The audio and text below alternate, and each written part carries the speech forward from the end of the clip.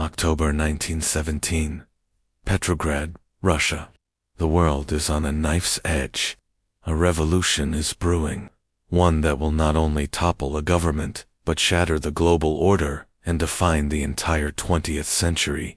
This is the story of 10 days that shook the world. The story of how Vladimir Lenin and his Bolsheviks created the Soviet Union. To understand the October Revolution, we have to go back a few months to February 1917. Russia was reeling. 3 years of brutal fighting in World War I had devastated the nation. Millions were dead, the economy was in ruins, and the people were starving. Tsar Nicholas II, the last emperor of Russia, had lost all credibility. Widespread strikes and protests forced him to abdicate, ending centuries of Romanov rule. In its place, a provisional government was formed. It was a mix of liberals and moderate socialists, but it faced an impossible task. It inherited a disastrous war, a collapsing economy, and a deeply divided society. Crucially, the provisional government decided to continue fighting in World War I, a decision that proved to be its fatal mistake. The Russian people were desperate for peace, land, and bread, and the new government seemed unable to deliver any of it. This is where our story truly begins, with the rise of a parallel power, the Soviets. These were councils of workers, soldiers, and peasants, popping up in cities all across Russia. The most powerful of these was the Petrograd Soviet. While the provisional government held official authority, the Soviets held real power on the streets. This created a situation of dual power, a tense standoff, where two governments vied for control of Russia's destiny, and into this chaotic landscape stepped one of history's most consequential figures, Vladimir Lenin. He had been in exile in Switzerland for years, a radical Marxist thinker leading a small, disciplined faction of the Russian socialist movement called the Bolsheviks. The German government, seeing an opportunity to knock Russia out of the war, secretly arranged for Lenin's return. In April 1917, he arrived at Petrograd's Finland station in a sealed train. Lenin immediately electrified the political scene with his April thesis. His message was simple, powerful, and utterly radical: all power to the Soviets. He rejected any cooperation with the provisional government and called for an immediate end to the war, the redistribution of land to the peasants, and the transfer of all control to the workers' councils. His slogan, peace, land, and bread, resonated deeply with a population that had suffered for far too long. But the Bolsheviks weren't the only socialists on the scene. Their main rivals were the Mensheviks and the Socialist Revolutionaries. While they all shared a Marxist foundation, they had deep ideological differences. The Mensheviks believed Russia needed to go through a capitalist bourgeois stage of development before a socialist revolution was possible. They were willing to work with the provisional government. The Bolsheviks, under Lenin's leadership, disagreed completely. Lenin argued that Russia could leapfrog the capitalist stage and move directly to a socialist revolution, led by a vanguard party of professional revolutionaries, the Bolsheviks themselves. Throughout the summer of 1917, the provisional government's authority continued to crumble. A failed military offensive in July led to massive anti-government demonstrations in Petrograd, known as the July Days. The Bolsheviks were blamed, and many, including Leon Trotsky, were arrested. Lenin was forced into hiding. For a moment, it seemed like the Bolsheviks were finished. But then came the Kornilov affair in August. General Kornilov, the army's commander-in-chief, attempted a military coup to establish a right-wing dictatorship. In a panic, the head of the provisional government, Alexander Kerensky, released the imprisoned Bolsheviks and armed their militias, the Red Guards, to help defend the city. The coup collapsed without a fight, but the consequences were enormous. The provisional government was exposed as weak and helpless, while the Bolsheviks emerged as the saviors of the revolution, now armed and more popular than ever. By the autumn of 1917, the Bolsheviks had gained majorities in the key Petrograd and Moscow Soviets.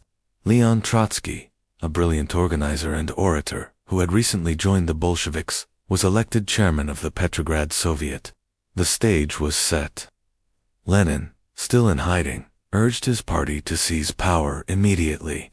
He argued that waiting for a formal Congress of Soviets would be a mistake. They had to act now, before the government could consolidate its power or the war front completely collapsed. The plan was masterminded by Trotsky. He established the Military Revolutionary Committee, which gave the Bolsheviks effective control over the soldiers stationed in the capital. They began systematically taking over key points in the city: train stations, post offices, telephone exchanges, and bridges. The takeover was surprisingly swift and almost bloodless. The provisional government was powerless to stop it. The climax came on the night of October 25th, or November 7th, by our modern calendar. Red Guards surrounded the Winter Palace, the seat of the provisional government. The cruiser Aurora, whose sailors were loyal to the Bolsheviks, fired a blank shot from the river, signaling the start of the assault. After a few hours of sporadic fighting, the palace was taken. The ministers of the provisional government were arrested. Kerensky himself had already fled the city. The revolution was complete. The very next day, Lenin emerged from hiding and addressed the Second Russian Congress of Soviets. He declared, "We shall now proceed to construct the socialist order." The Congress approved the formation of a new government, the Council of People's Commissars, with Lenin as its chairman. Its first decrees were to propose an immediate peace with Germany and to abolish all private land ownership, turning it over to the peasants. The Bolsheviks had delivered on their promises of peace and land, but the world's reaction was one of shock and hostility. The Allied powers, still fighting World War I, were horrified. Russia's withdrawal from the war was a major blow. Capitalist governments everywhere viewed the rise of the world's first communist state as an existential threat. This fear would fuel international relations for the next 70 years. Inside Russia, the Bolshevik seizure of power was far from universally accepted. It ignited a brutal and devastating civil war that would last for 5 years. The Bolshevik Reds fought against a loose coalition of anti-communist forces known as the Whites, who were supported by foreign powers, including Britain, France, Japan, and the United States, to consolidate their power and fight this war. The Bolsheviks unleashed a campaign of political repression known as the Red Terror. They established a secret police force, the Cheka, the forerunner of the KGB. The Cheka was tasked with eliminating counter-revolutionaries and class enemies. Tens of thousands, perhaps hundreds of thousands, were executed. The dream of a worker's paradise was being built on a foundation of violence and fear. By 1922, the Bolsheviks had won the Civil War. They had crushed all internal opposition and repelled foreign intervention. They formally established the Union of Soviet Socialist Republics, or the Soviet Union, a state that would control a vast territory and become one of the world's 2 superpowers. The October Revolution was more than just a coup. It was an event that introduced a powerful new ideology, communism, onto the world stage.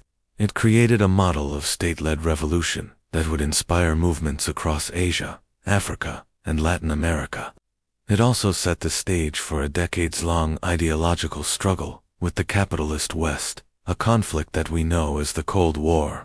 From the storming of the Winter Palace to the gulags of Siberia, from the space race to the fall of the Berlin Wall, the echoes of those 10 days in October 1917 reverberated through the entire 20th century. The revolution launched by Lenin and the Bolsheviks forever changed the course of modern history, creating a political and ideological fault line that continues to shape our world today. Thanks for watching. If you're as passionate about history as we are, consider volunteering with our channel. We're looking for help with research, writing, and editing. Check out our About page for details on how to join the Historical Figures and Moments team. And don't forget to subscribe and hit that notification bell to keep exploring the moments that made history.